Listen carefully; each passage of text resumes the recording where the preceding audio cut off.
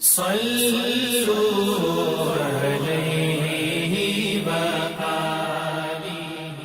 بخاری حدیث نمبر 391۔ انس بن مالک رضی اللہ تعالی عنہ نے کہا کہ رسول اللہ صلی اللہ علیہ وسلم نے فرمایا، جس نے ہماری طرح نماز پڑھی اور ہماری طرح قبلے کی طرف منہ کیا اور ہمارے ذبیحہ کو کھایا تو وہ مسلمان ہے، جس کے لیے اللہ اور اس کے رسول کی پناہ ہے، پس تم اللہ کے ساتھ اس کی دی ہوئی پناہ میں خیانت نہ کرو۔ صحیح بخاری حدیث نمبر 392۔ انس بن مالک رضی اللہ تعالی عنہ سے روایت ہے کہ رسول اللہ صلی اللہ علیہ وسلم نے فرمایا، مجھے حکم دیا گیا ہے کہ میں لوگوں کے ساتھ جنگ کروں یہاں تک کہ وہ لا الہ الا اللہ کہیں، پس جب وہ اس کا اقرار کر لیں اور ہماری طرح نماز پڑھنے لگیں اور ہمارے قبلے کی طرف نماز میں منہ کریں اور ہمارے ذبیحہ کو کھانے لگیں تو ان کا خون اور ان کے اموال ہم پر حرام ہو گئے، مگر کسی حق کے بدلے، اور باطن میں ان کا حساب اللہ پر رہے گا۔ صحیح بخاری حدیث نمبر 393۔ میمون بن سیاح نے حضرت انس بن مالک رضی اللہ تعالی عنہ سے پوچھا کہ اے ابو حمزہ، آدمی کی جان اور مال پر زیادتی کو کیا چیزیں حرام کرتی ہیں؟ تو انہوں نے فرمایا کہ جس نے گواہی دی کہ اللہ کے سوا کوئی معبود نہیں اور ہمارے قبلے کی طرف منہ کیا اور ہماری نماز کی طرح نماز پڑھی اور ہمارے ذبیحہ کو کھایا تو وہ مسلمان ہے، پھر اس کے وہی حقوق ہیں جو عام مسلمانوں کے ہیں، اور اس کی وہی ذمہ داریاں ہیں جو عام مسلمانوں پر ہیں۔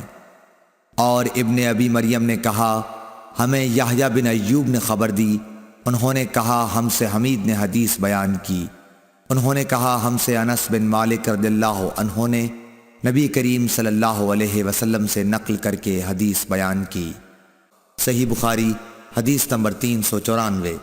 ابو ایوب انصاری رضی اللہ تعالی عنہ سے روایت ہے کہ رسول اللہ صلی اللہ علیہ وسلم نے فرمایا، جب تم قضائے حاجت کے لیے جاؤ تو اس وقت نہ قبلے کی طرف منہ کرو اور نہ پیٹھ کرو، بلکہ مشرق یا مغرب کی طرف اس وقت اپنا منہ کر لیا کرو۔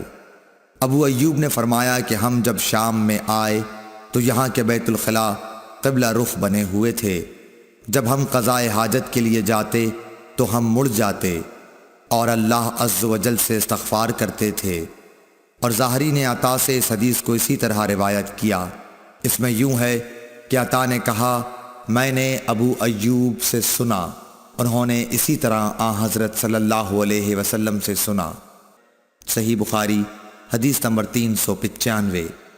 عمرو بن دینار نے کہا، ہم نے عبداللہ بن عمر رضی اللہ تعالی عنہ سے ایک ایسے شخص کے بارے میں پوچھا جس نے بیت اللہ کا طواف عمرے کے لیے کیا لیکن صفا اور مروہ کی سعی نہیں کی، کیا ایسا شخص بیت اللہ کے طواف کے بعد اپنی بیوی سے صحبت کر سکتا ہے؟ آپ نے جواب دیا کہ نبی کریم صلی اللہ علیہ وسلم تشریف لائے، آپ نے 7 مرتبہ بیت اللہ کا طواف کیا اور مقام ابراہیم کے پاس 2 رکعت نماز پڑھی، پھر صفا اور مروہ کی سعی کی، اور تمہارے لیے نبی کریم صلی اللہ علیہ وسلم کی زندگی بہترین نمونہ ہے۔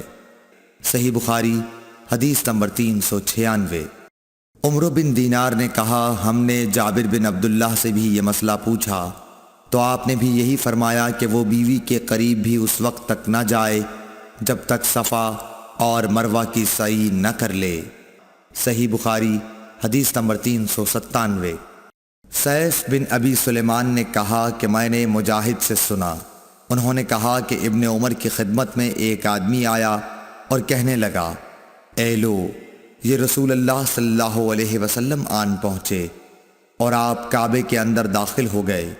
ابن عمر نے کہا کہ میں جب آیا تو نبی کریم صلی اللہ علیہ وسلم کعبے سے نکل چکے تھے، میں نے دیکھا کہ بلال دونوں دروازوں کے سامنے کھڑے ہیں۔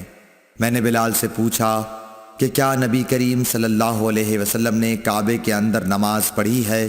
انہوں نے کہا کہ ہاں، 2 رکعت ان 2 ستونوں کے درمیان پڑھی تھی جو کعبے میں داخل ہوتے وقت بائیں طرف واقع ہیں۔ پھر جب باہر تشریف لائے تو کعبے کے سامنے 2 رکعت نماز ادا فرمائی۔ صحیح بخاری حدیث نمبر 398۔ عطا بن ابی رباح نے کہا کہ میں نے ابن عباس رضی اللہ تعالی عنہ سے سنا کہ جب نبی کریم صلی اللہ علیہ وسلم کعبے کے اندر تشریف لے گئے تو اس کے چاروں کونوں میں آپ نے دعا کی اور نماز پڑھی۔ پھر جب باہر تشریف لائے تو 2 رکعت نماز کعبے کے سامنے پڑھی اور فرمایا کہ یہی قبلہ ہے۔ صحیح بخاری حدیث نمبر 399۔